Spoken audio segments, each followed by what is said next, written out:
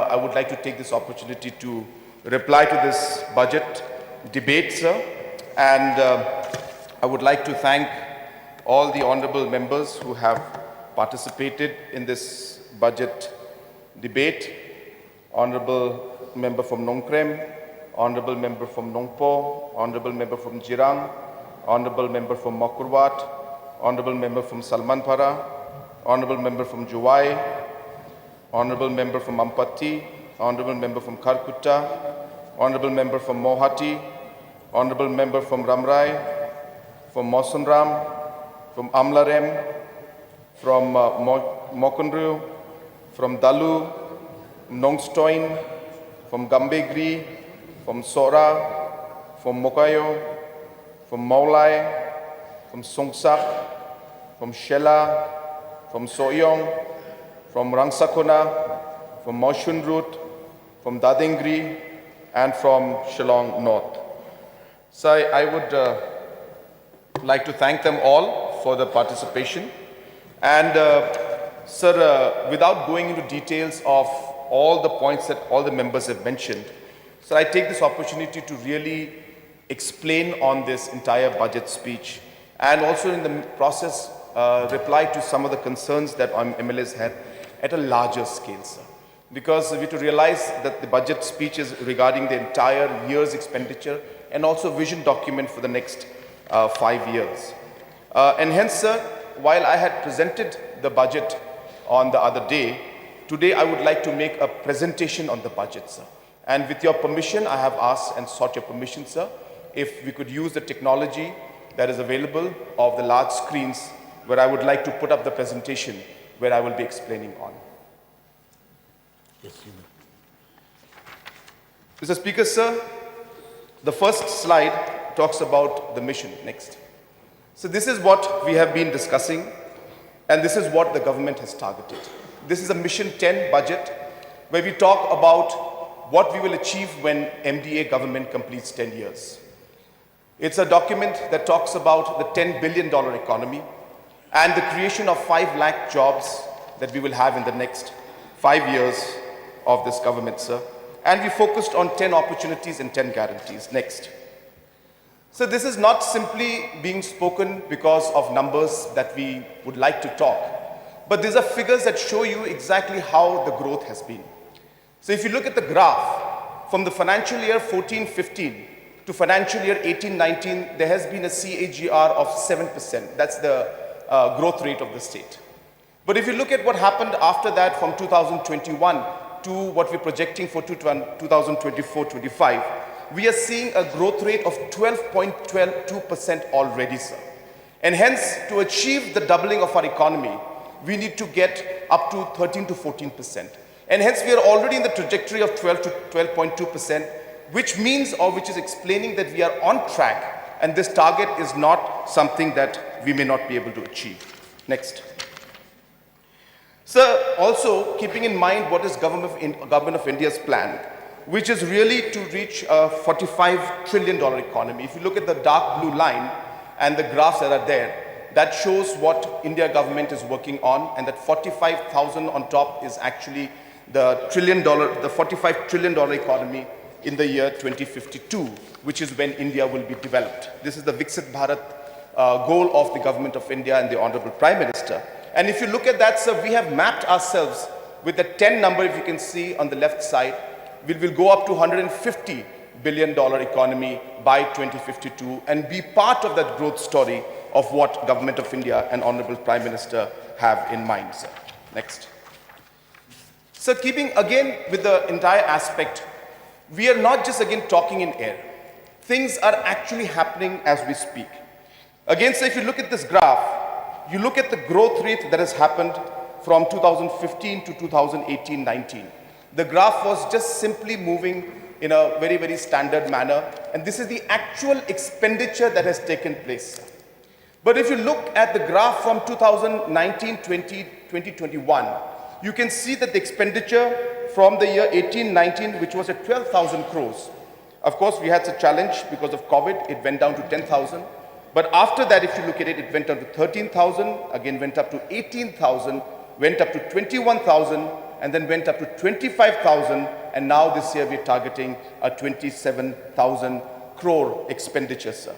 And what is also very important to notice is that if you look at the expenditure from 2015 to 2025, our expenditure will actually triple in 10 years' time, sir. From 6,000 crores or 7,000 crores, we'll be reaching 27,000 crores, tripling the economy within 10 years, sir. And most of this growth has taken place in the last 5 years. It's important to also note the second last column, sir, or row, which says capital expenditure.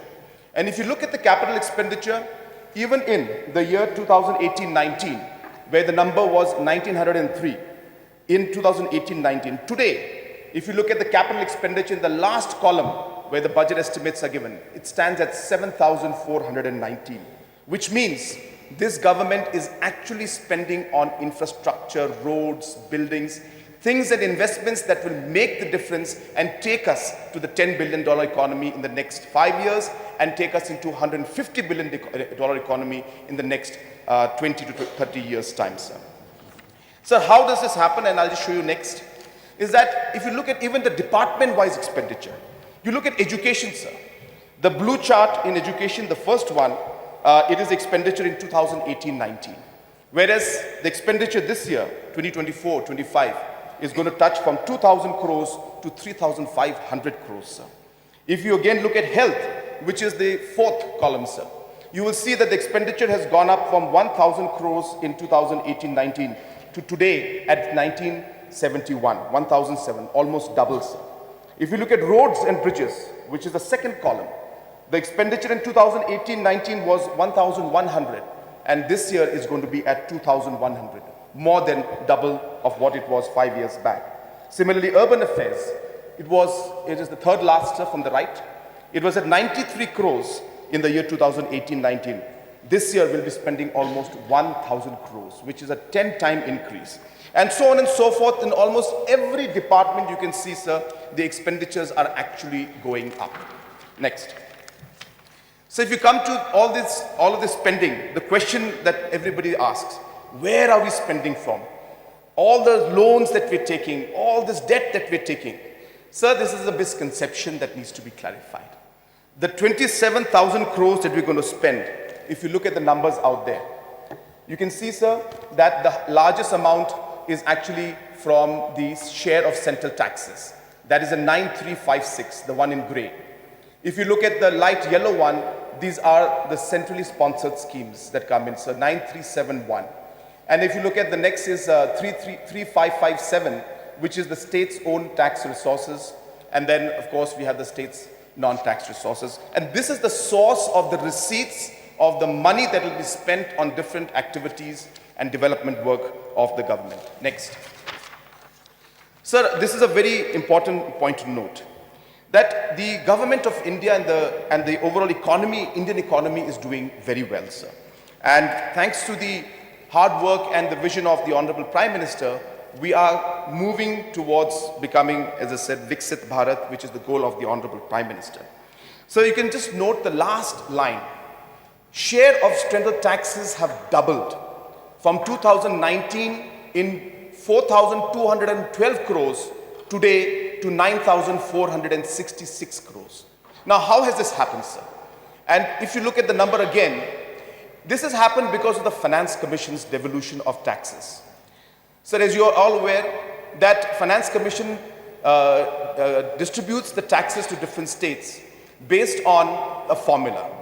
And these are the direct taxes, which is the corporate tax and the income tax that is collected. So this formula is formulated by the Finance Commission. During the 14th Finance Commission's time, if you look at the second line, it used to be 0.642% used to be the share for Meghalaya. This is a formula, sir. But in the 15th Finance Commission, it was raised to 0.765. The percentage seems very small, sir, but when it comes to actual figures, it's in hundreds and thousands of crores. Now, how did this happen, sir? This happened because when Mr. N.K. Singh, the chairman of the 15th Finance Commission, took over, there was a very strong lobby on behalf of the hill states that there should be some special consideration for hill states. We had a very important meeting of hill states in Uttarakhand. I attended it myself, and we pitched as northeastern states and hill states that there should be special consideration and there should be more devolution of taxes to the northeast and especially to the hill states, which is Uttarakhand and Himachal also.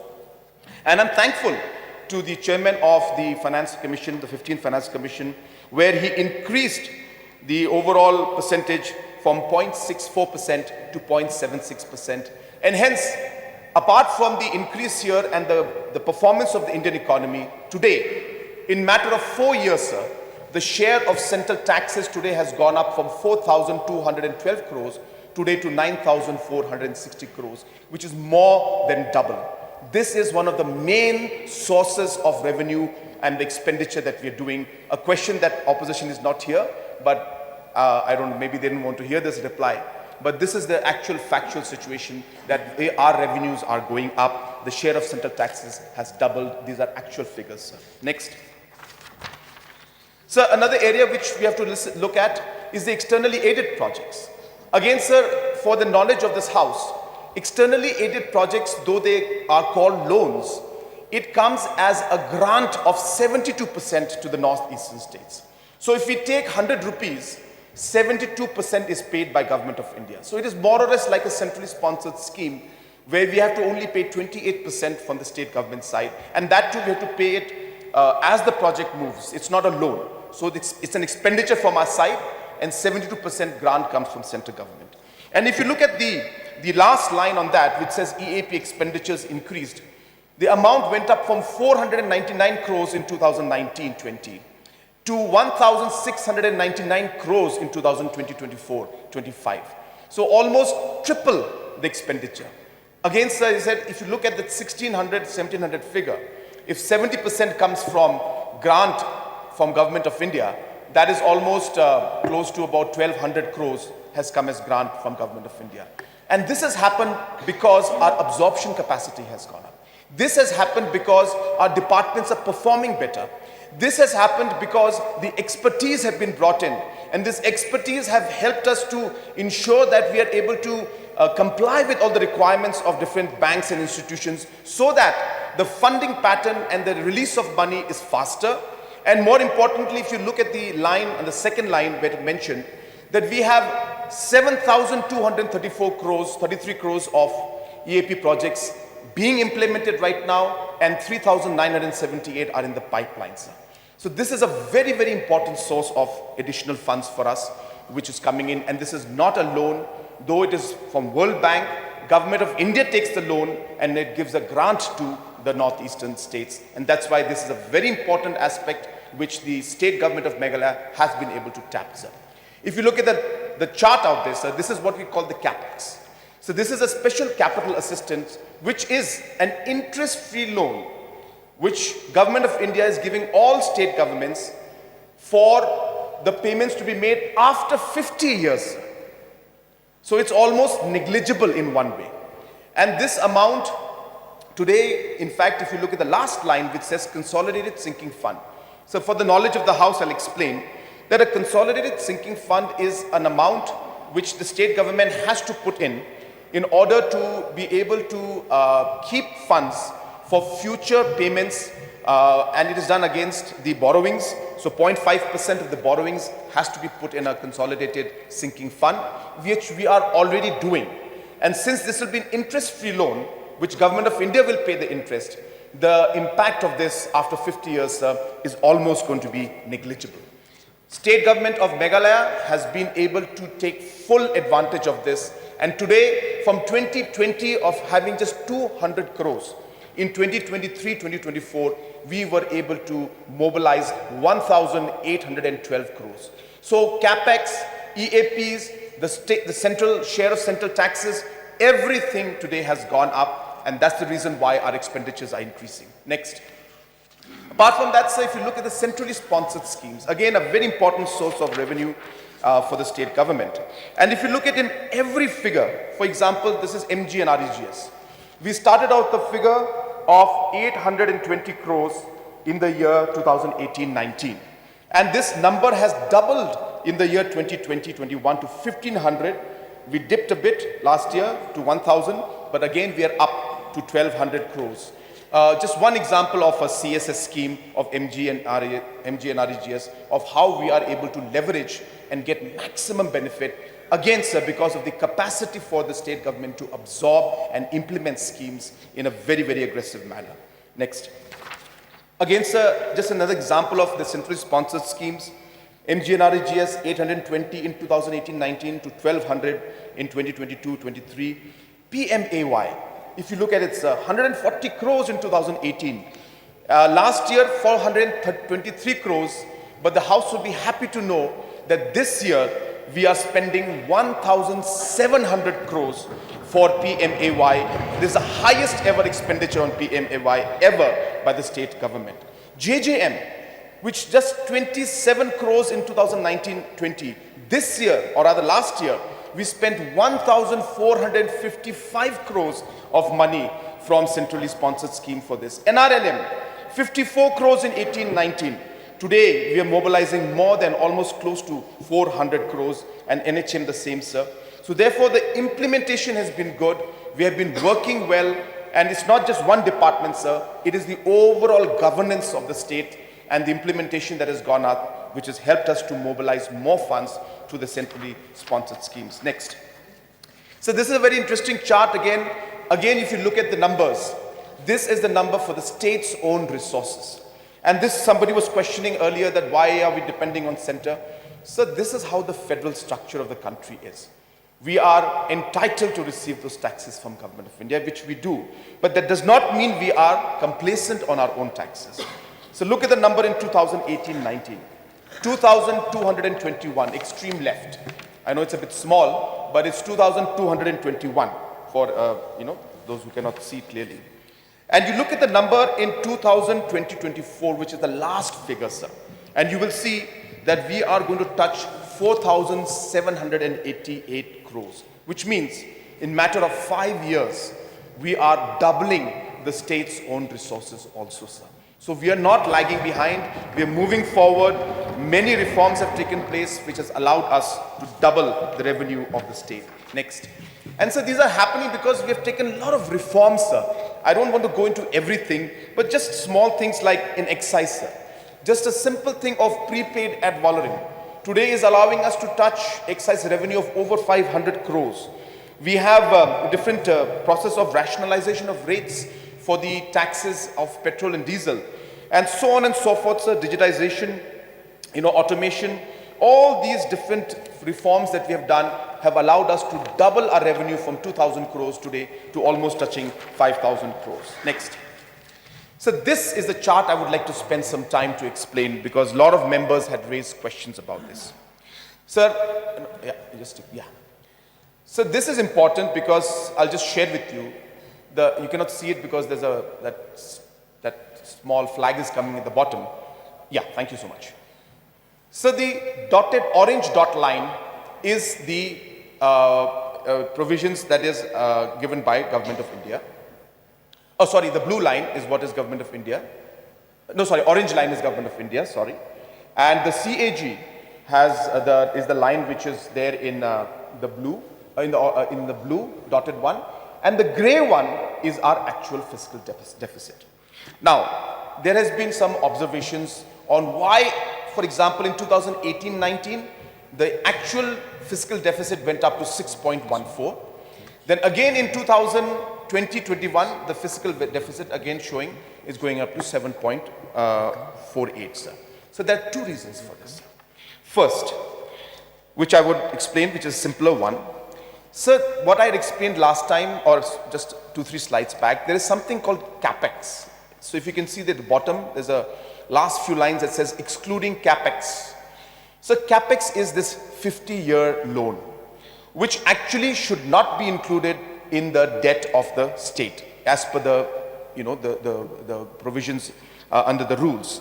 But CAG put it there, and hence, technically speaking, because central government actually is taking the entire onus of this loan, but since they are not putting it in their books, it was forced onto the books of the state. Now this amount is there for every state, but it is a gray area where technically it does not come under the calculation of the fiscal deficit, and hence in the year 2020-21, where you see the dotted line of blue and the gray, the gap between that is what the capex is affecting. But more importantly, why did the fiscal deficit go up to 6.14 and 6.85 in 2018 and 2020-21, sir? So this is slightly technical, but I would like to explain. So basically, if you look at a fiscal deficit, what is fiscal deficit? Fiscal deficit is total receipts excluding borrowings minus the total expenditure excluding repayments. And whatever the deficit is met by borrowings. So hence, obviously, concerns are there that why is the fiscal deficit so high? Now, sir, if you look at the chart in 2018-19, that was an election year, sir. Because of the election year, the expenditures that were meant to be made in 2017-18, the then government could not make those expenditures because the election code of conduct came in. And hence, there was an opening balance of 1,600 crores, 1,600 crores of the previous year's budget in the opening balance of 2018-19, which means we started off with a cash balance of 1,600 crores. Now that expenditure has to be met, and hence, because that amount was there, in the reflection of the expenditures that took place, apart from the 3% fiscal deficit that was happening because of the normal budget presentation, this 1,600 crores was added to that expenditure, and hence this number shot up to 6.14, which means it was never meant to be there. It was an opening balance of the previous year's expenditure which could not be spent, and that deviated the numbers and it came to 6.14. Similarly, sir, again for the 2019-20 we faced similar problem where again there was an amount of unspent amount of 800 crores which was there from the previous year, again because of elections could not be spent, and there was an opening balance of 800 crores in the year 2020-21, and therefore that was added into the calculations of the expenditure, and that again inflated the deficit numbers, but that number or the 800 crores was never meant to be in the calculation of the budget of 2020-21.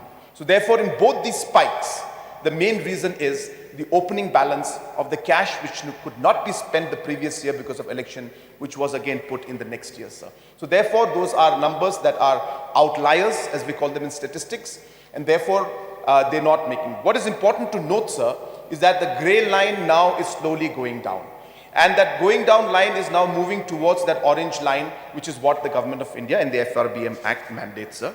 And what we're doing is ensuring that this line continues to be in that line, and we are in the process of streamlining this entire fiscal deficit issue. Next. Sir, at the same time, just to again, the high fiscal deficit, the last part, again is explained there that the high opening balance cash of 1st April 2018 was at 1,680 crores, which again, inflated the overall numbers, because this was, as I said, not cash meant for that year, but it was cash taken from last year, but the expenditures made in the year next to the elections, after the elections, but it reflected in the expenditures, so the numbers spiked up, sir. So these are the kind of issues that were there, and sir, again, just so that everybody's clear, that governments borrow throughout the world, sir. Everybody borrows. There is a normal thing. It's not a wrong thing to borrow. But then what is important is, number one, our revenues also are going up. So it's not that our expenditure is going up just because of borrowing. I've shown to you, sir, the share of central tax has doubled. The EAPs tripled. The CSS doubled. The state's own resources doubled. Obviously, sir, we have more money to spend, and we spend. So it's not that we're spending everything from loan and from debt. And if you look at this, sir, debt requires consent of Government of India. So we cannot just take debt as we wish. Based on the economy of the state and certain rules and provisions, we have to follow this. And therefore, this entire concept of this government going into complete debt-funded development is completely wrong, and completely wrong notion, sir. And I would want to clarify that to this House. As I said again, sadly, the honorable members from the opposition are not there. Otherwise, they would have got the clarification, or maybe they didn't want the clarification. That's why they left, sir. So having said that, next. Sir, there was also, of course, a lot of concern about this entire third worst state in terms of the per capita, the GDP of the states, and Meghalaya being at the last bottom 3. So this one, I just want to clarify again, is that if you look at actually our growth rate in terms of the economy, the per capita income actually went up by almost close to 36%. So if you look at the third line, sir, during that period, from 82,000 crores to 1,12,000 crores, sir.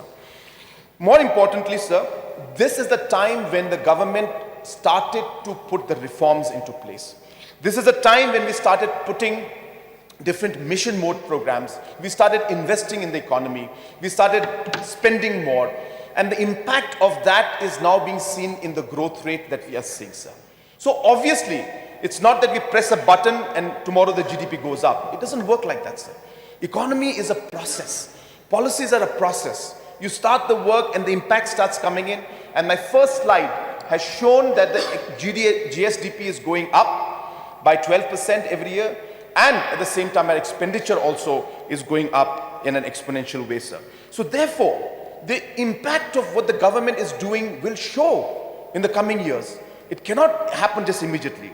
And this NHFS, the National Health Family Survey, based on which this bottom third GSDP was being mentioned and quoted everywhere, so was for the period of 19 to 21.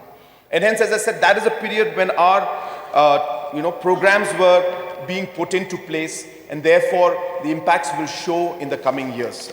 Next. So this is again a very important slide just to sum up the growth momentum that we are having. And if you look at almost every sector out there, sir, the size of the economy was 9,587. It has tripled to 25,000 crores. Investments in EAP were 2,000. It has gone 5 times more to 10,000 crores. Capital expenditure at 1,400 crores has increased 5 times to 6,549 crores. State's own receipt was at 1,878 crores. It has increased 2.5 times to 4,020 crores. Rural roads, which was at 1,695 kilometers, has gone up 3 times to 4,348 crores.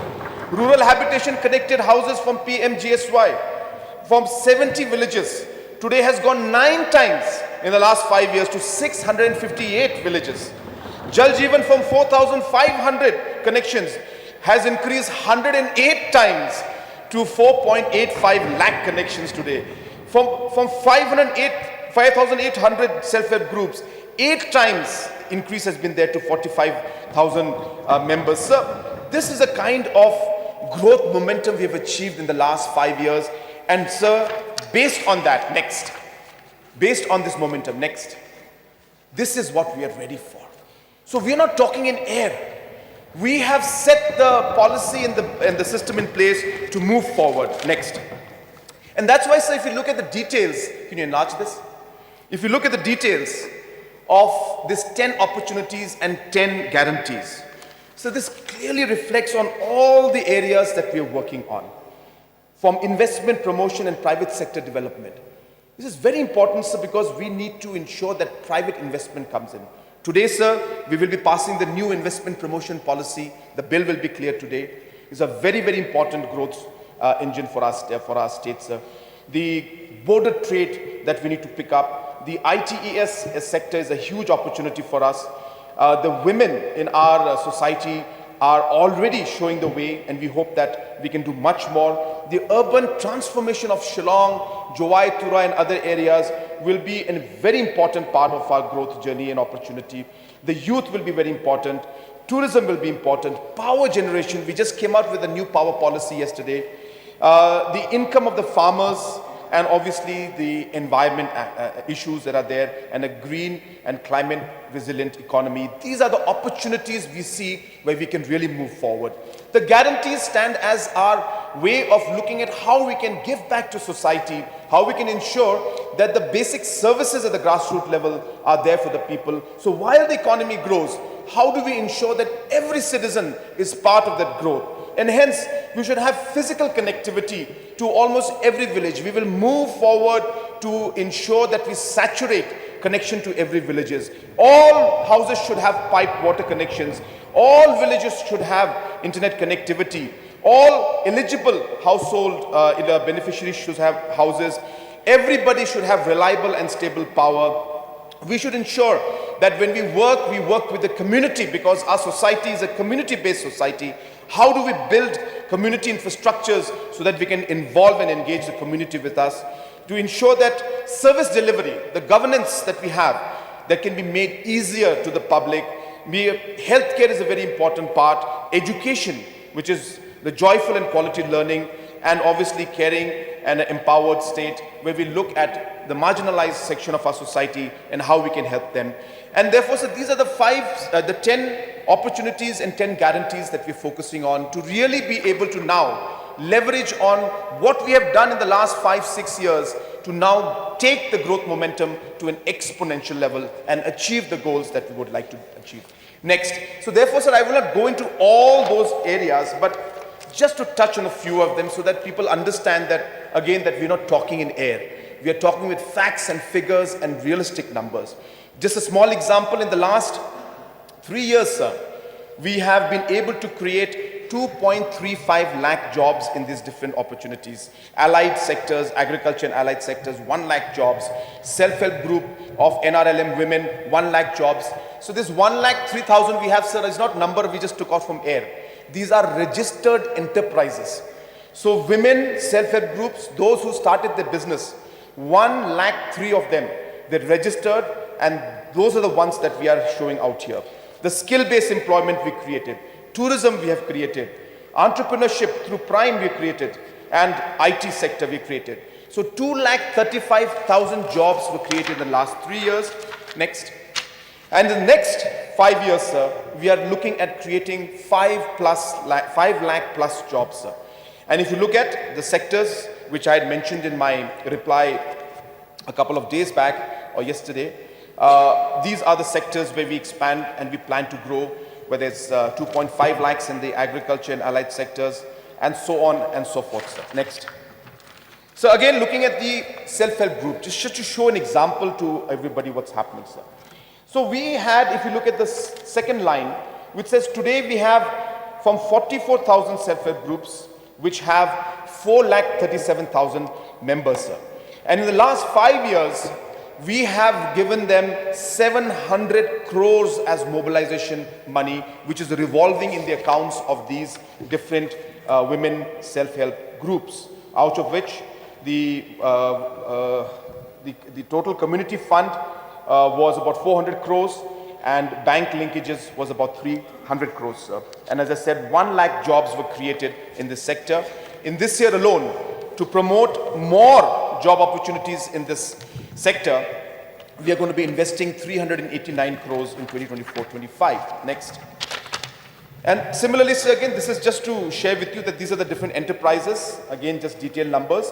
And obviously in the bottom column, you can see actual numbers of these enterprises district-wise, sir. So this also has happened. Next. So CM Elevate is going to be one of the most important programs and maybe one of the most aggressive programs to build entrepreneurship in the entire country, sir, you can say. I mean, program amongst the different programs, the most aggressive in the country, but obviously applicable in our state, is the CM Elevate, sir. And with this program, sir, we will be targeting almost 20,000 new enterprises. And we intend to give the subsidies in this format. So if you look at it, sir, a wellness center will get 35% subsidy. We intend to have 40 such units. We have cinema theaters, 30 units, we will give 35% subsidy.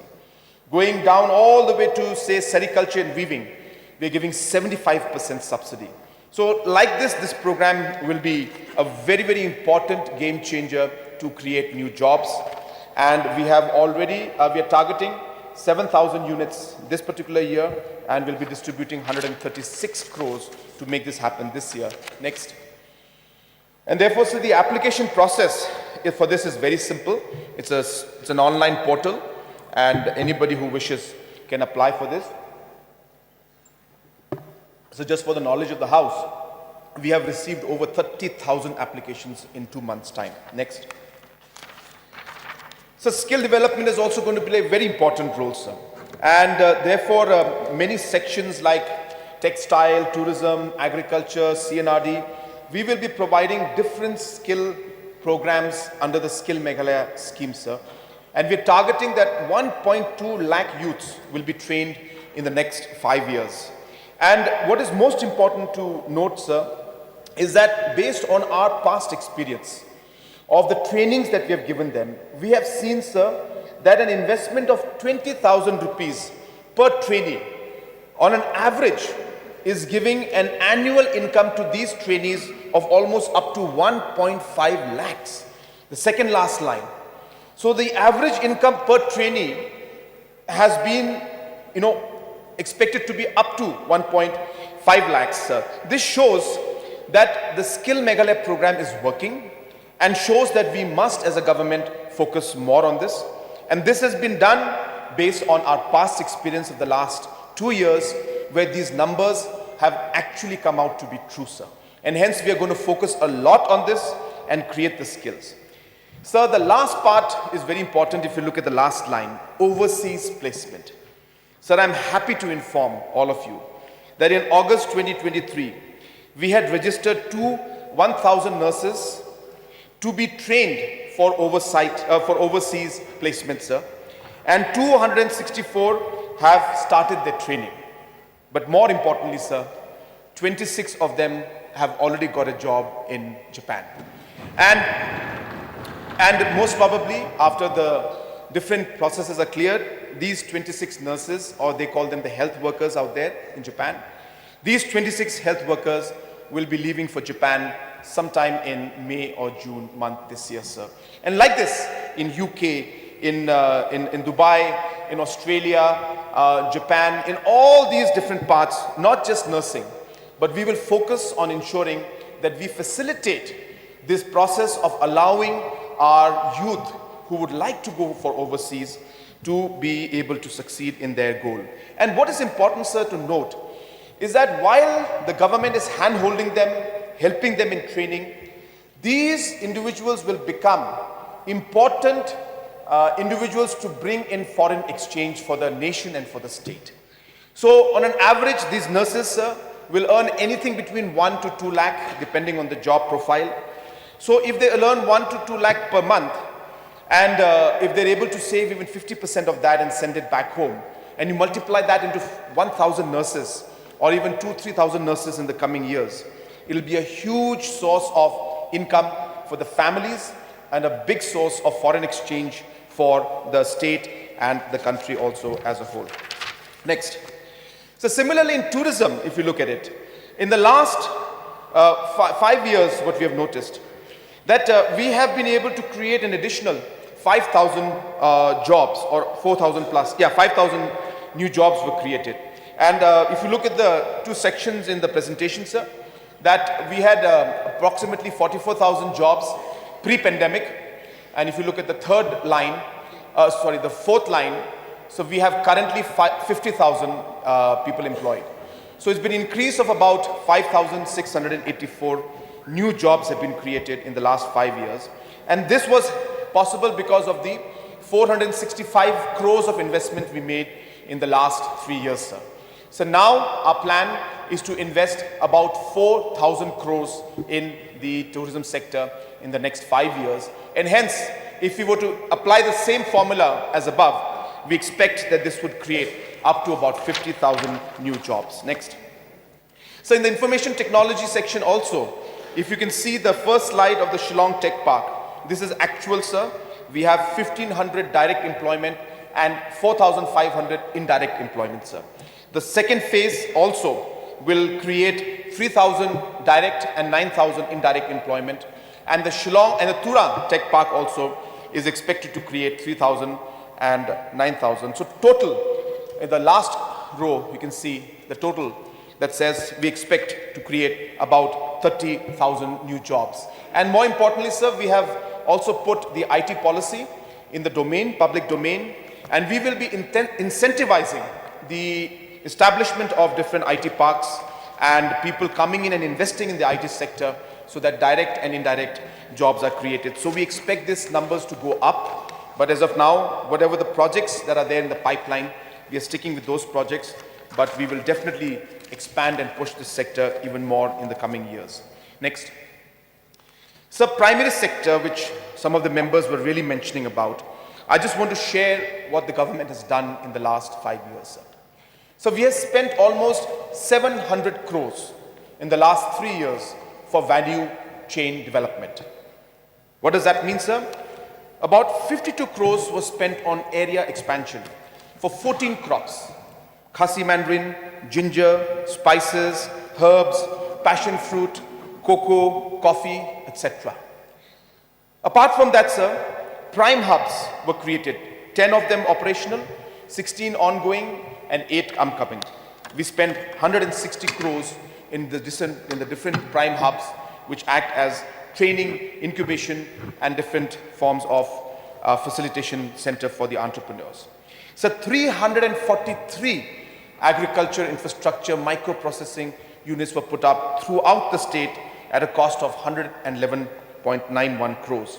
Interest-free loan of almost 36.8 crores was given to the farmers, and 205 crores worth of focus money was given to different focus groups and individuals. Next. So this is a small example. I know it's a bit small, but if you can just expand it. This is important, sir. So this is an example. Just go in the top right-hand corner first. Yeah. Start with that. Perfect. So this is what an example of what Lakadong turmeric or Lakadong farmers had to go through. So pre-mission, we have something called the Lakadong mission. This is just an example, sir, to show you how things have been happening. So pre-mission, there were 1,000 Lakadong turmeric farmers. There was a difficulty in getting planting material. The low individual volumes were there, limited awareness, prevalence of middlemen, so on and so forth, sir. What happened, sir, after the mission came in? Just go on the right side. From 1,000, sir, today, we have 13,000 farmers who are involved in Lakadong. That's 13 times an increase, sir.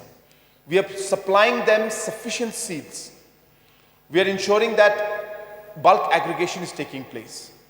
We have provided them free of cost solar-powered processing units which have washers, slicers, dryers, so on and so forth. We are eliminating the middlemen, sir. And awareness programs are being created and make sure that we got the GI tagging, sir, for it now. So Lakadong turmeric now is a GI tag to Lakadong, to the Luskin area. Now just go up. Down, yeah, impact, yeah. So if you look at the impact, sir, financially, pre-mission, the price of the fresh rhizome was 25, and today it's at 40 rupees per kg. Pre-mission, the sliced dried Lakadong was at 130 rupees per kg. Today, after the intervention, it is at 180 rupees per kg, sir. And the powder, which used to sell at 220 rupees pre-mission, today is selling at 300 rupees per kg. Just go on the left side now. That's, table, And this is an example of one farmer, sir, who has a 0.5 hectare land with him.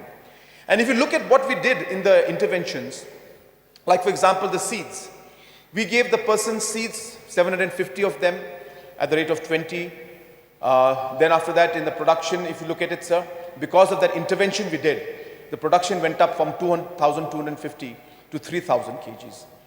And the seeds for the next season also increased from 450 to 600. The sale of fresh rhizome also went up from 450 to 600. Then the fresh rhizome processing went up from 1,350 to 1,800 kgs.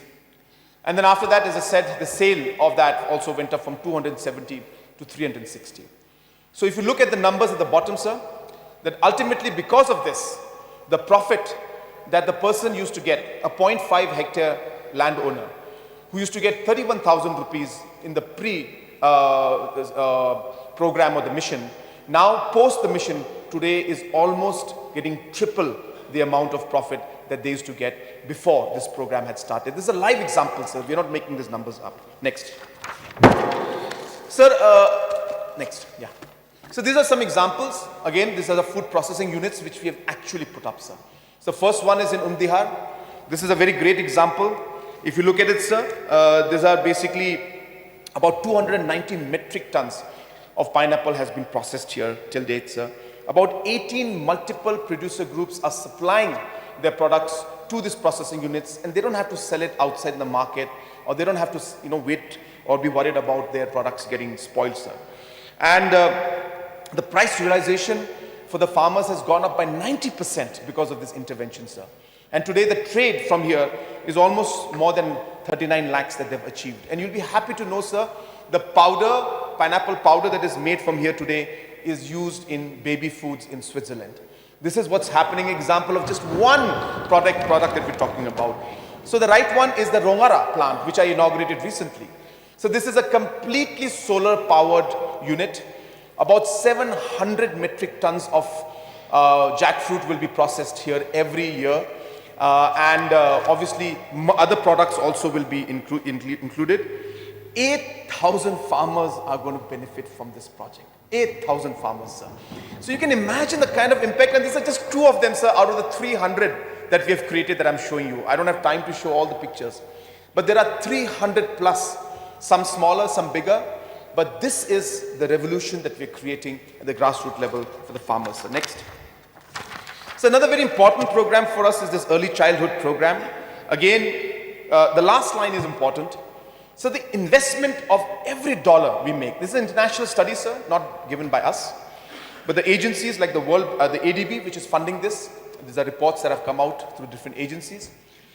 Sir, $1 investment in early childhood development gives a return of $15 to $17 in return if you invest $1 also on a child. So this is important to note. Why? Because we have neglected this for many years. For the first time, and maybe this is in the entire country, this is the first time in the largest such program where we are intervening in a scientific manner to ensure that the full potential of a child comes out. So a child's brain grows the maximum between the age of 1 and 8. And hence, we need to ensure that the right nutrition is given, right facilities are given, and right opportunities are given.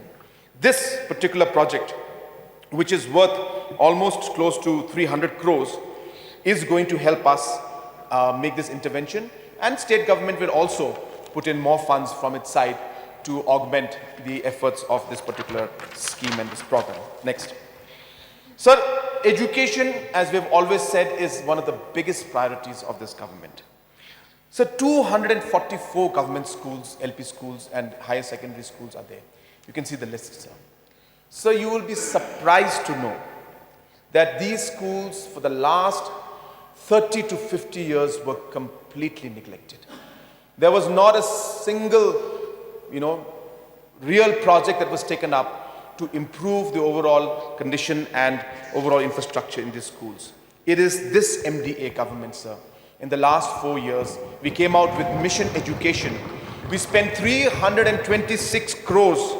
And today, sir, if you look at the second column, 1,740 LP schools, the work is in progress. 11 schools that are there, secondary schools, work is in progress, sir. The lower primary schools, again, 100 new buildings, sir. There are 80 in progress, 20 completed. So on and so forth. The first time there is actually a mission mode, effort to ensure that the quality of our educational infrastructure comes out and improves. And the House will be happy to know, which I've mentioned in my budget, that it is going to go up. We're going to come up with Mission 2, where we're going to provide electricity, water supply, and furnitures also to all these schools. Next. So sports infrastructure, again, these are great numbers. So in the last 6 years, we have allocated 701 crores for development of sports infrastructure like never ever before, sir. So if you look at the numbers, there are total 300 sports infrastructures in the state.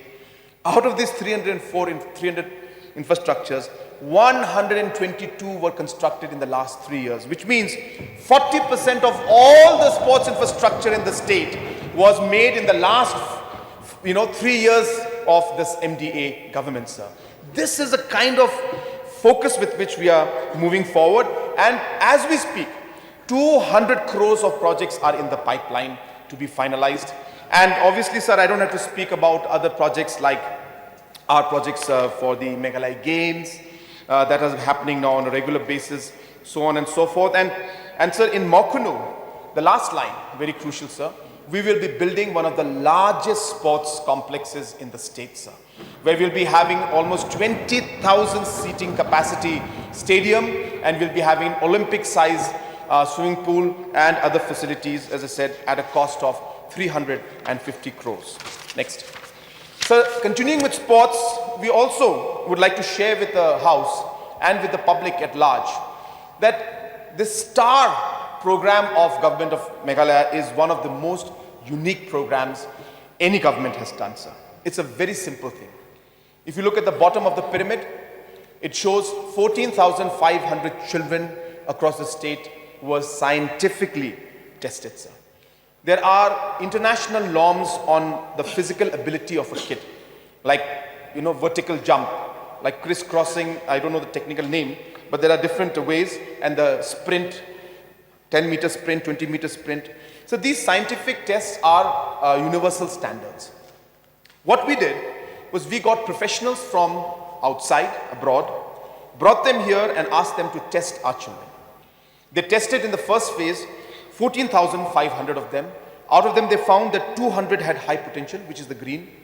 And out of these 200, there were 11 of them who had potential at the level of what international athletes have, sir. These are children from villages, sir, who never even knew that they had the talent that they were able to pick out. If you go to the next slide. Next. You'll see the names of these 11 children, sir. So these are all from mostly rural area. And they have skills which is at par with super athletes who have the same capacity like in the US and in Australia. That's the kind of skill these children have. They would never have come to know about their talent, or we would have never come to know because they never had the opportunity. We are selecting and picking these children at a young age of 12, 13, 14, nurturing them, giving them the psychological support, giving them the physical training, giving them then the nutritional training, making sure their education continues so that they don't compromise on that, and preparing them so that they become medal winners for us at the national games and maybe, hopefully one day, even at the Olympics. And if we don't do this scientific approach, and if we only wait for the child to then come out and at the age of 18, 19, 20 and then realize that he or she was actually good, it's too late, sir. All countries that do well follow this scientific approach. Meghalaya is one of the first few states in the country that is doing this particular scientific approach. Next. And so in this also, I just want to share some concerns were raised about the Khelo India program, sir. Sir, we have been discussing and continuing. No projects are as such cancelled. We will continue to follow up with Government of India. The sanctions are made at the Government of India level. We of course propose many projects, but all don't get sanctioned. And these things are always, as I said, at the discretion of Government of India. But sir, we are following up all the projects and hoping that we'll be able to get more. Next. Yeah, this one. No, up. Yes, Meghalaya. Sir, again, yes, Meghalaya is again a very unique scheme. Again, sticking with the youth, because this is again one of the 10 guarantees that we're giving. This is the youth aspect and also the opportunities in it. So again, a small example where almost close to 1,431 groups have been given almost 5 crores in the last many years, about 3 years, 4 years of this program that we had started. A very, very unique, a very simple program where any youth group or sports group or cultural group can apply and get support of up to 1 lakh rupees for any positive and constructive activity that they would like to do. It could be cultural aspect, it could be sports aspect, it could be music aspect, it could be language aspects, sir. So therefore, we are promoting and allowing the youth to do different programs.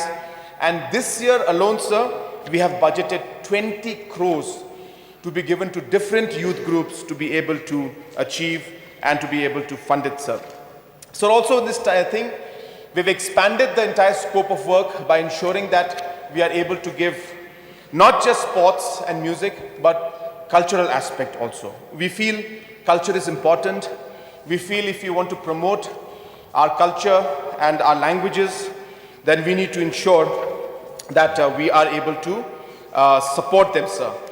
We are, as a state government, trying very hard to get the recognition for our languages in the 8th schedule, and therefore this particular effort will only help us to be able to achieve this particular goal. I'm so very saddened to see some news by some individuals in the past few days about certain blame towards the government about the inclusion of certain languages in the 8th schedule, and blaming the Honorable Chief Minister and the government that we are blocking the entire process of Khasi language coming in because Garo language is not being included, sir. Sir, this is a really ridiculous kind of blame that the individuals are making towards the government. Sir, in the last many years, no language has got any kind of recognition. The last was done, if I'm not wrong, in 2003-04. And therefore, the question of anybody blocking any language does not occur, sir. And therefore, I don't understand why this kind of unnecessary comments are made. The individuals who look into this aspect, sir, should do their research and find out, then rather than just trying to play to the gallery and trying to create confusion among the public. So we as a government are committed and we will move forward. It is the government of India that will decide which particular language should come in the 6th schedule and not, 8th schedule or not. And it is not up to the state government to block any language. Whichever language meets the specifications and requirements will get, sir. So therefore, these kind of allegations are baseless, and I thought I would make this point, sir, during my reply. Next. Sir, of course, health is again one of the commitments that we have given.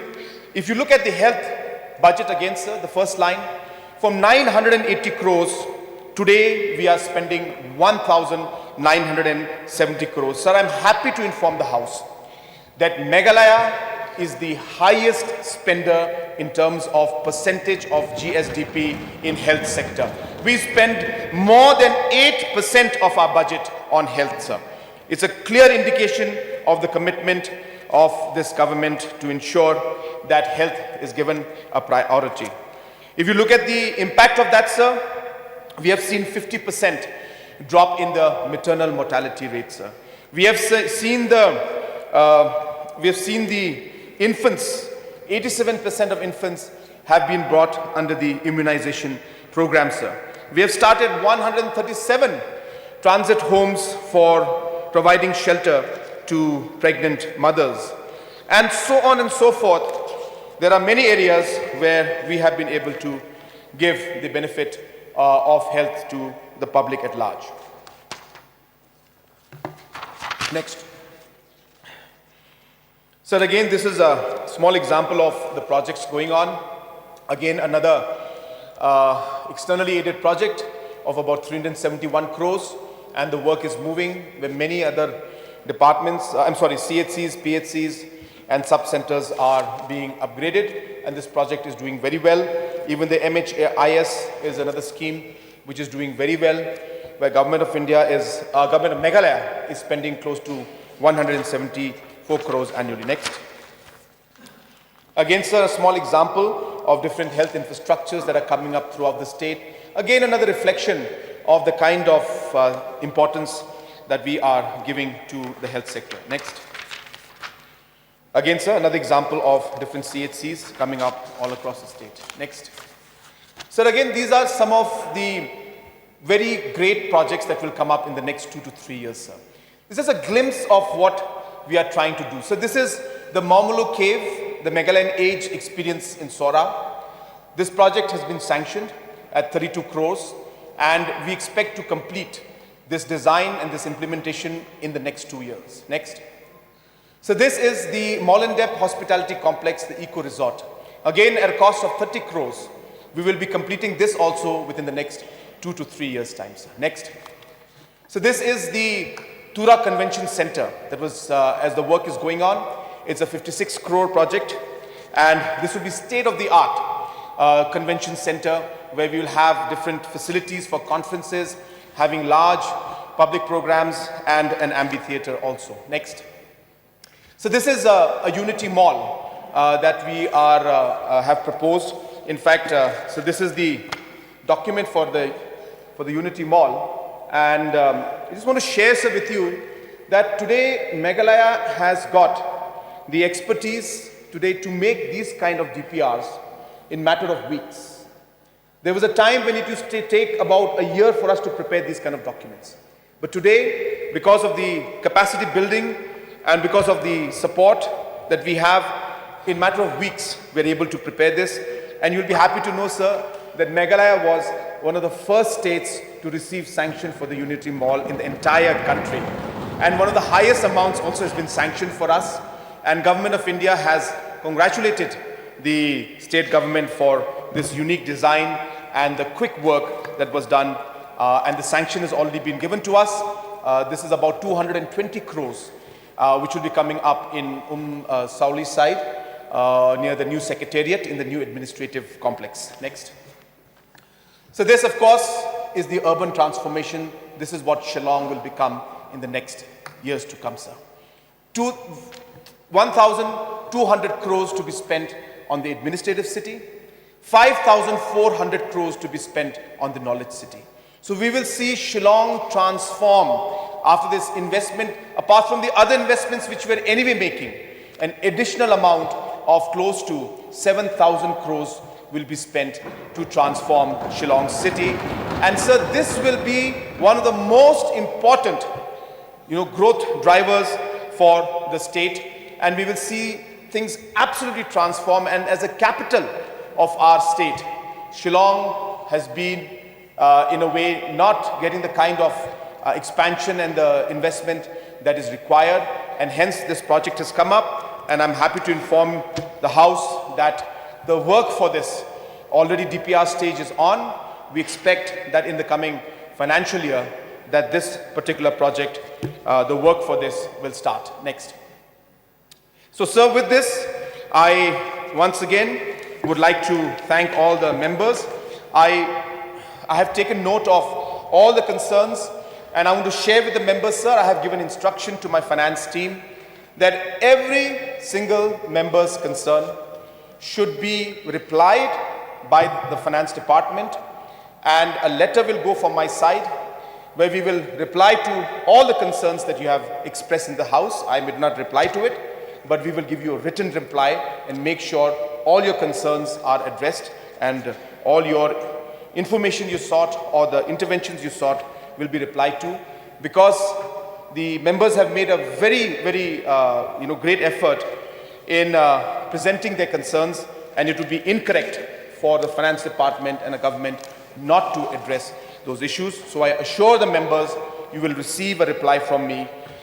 Please do give me about 10 to 15 days to send that reply to you. And hence, sir, to conclude, what we have done in this budget, sir, is that this is not just a budget for 2024-2025, sir. So this is a vision of what we want our state to become. This is what Meghalaya will be in the next 5 years, and the plans and the foundation being laid to make Meghalaya today, I can say we are striving to make Meghalaya a $150 billion economy in the next 30 years by 2052. And we are laying the foundation, and I've explained in my presentation to the House on how we're going to achieve it. And these numbers and this plan is not just in air, but factually that is happening, sir. With these few words, once again, I thank you, sir, for giving me this time, and I resume my seat. Thank you, sir.